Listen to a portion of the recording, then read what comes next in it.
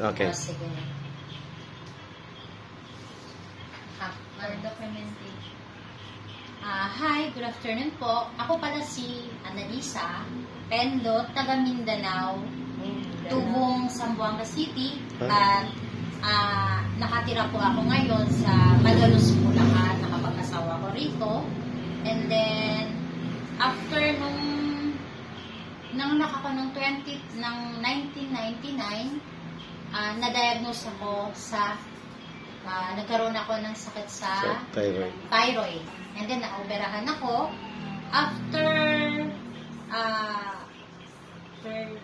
After 20 years, bumaba yung problem ko, napunta siya sa suso. Nung 2013, na-diagnose ako ng cancer, sa breast cancer, stage 2 sa breast. And then, tinanggal siya.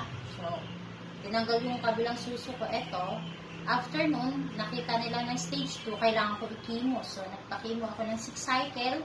After ng 6 cycle na chemo ko, umitim ako. And then, hanggang ngayon, meron pa rin ako mga dark spots. So, napakahirap magpa-chemo.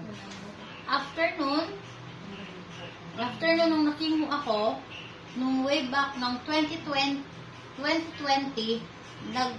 nag-active ulit yung cancer ko. So, hindi na ako nagpa-check up. Puro medication ako. Nag-take ako ng ibang supplements. So, ang dami ko, hindi ko na name yung mga supplements na tinake ko. So, hindi siya umabante talaga. Lalong nag-worse siya. So, akala ko nagkaroon ako ng last will. Talaga. Pinituran ko na lahat, titulo, lahat. Kasi nagkaroon ako talagang last will. Dahil gusto ko, pag mawala ako, hindi mahirapan yung mga anak ko na hanapin kung kanya-kanya. So, nagkaroon na talaga ako ng last will. And then, noong 2021, December 27, talagang nanginginig na ako. Bumagsak yung weight ko, nasa 37 something, 35, 36, ganyan. Talagang hindi na ako makakalakad. Talagang nakahiga na lang ako. Pupunta ako ng ongko ko na magpapa-check up na ako talaga kasi hindi ko na kaya. After noon, nagpapasalamat ako kay Uncle Bimbo.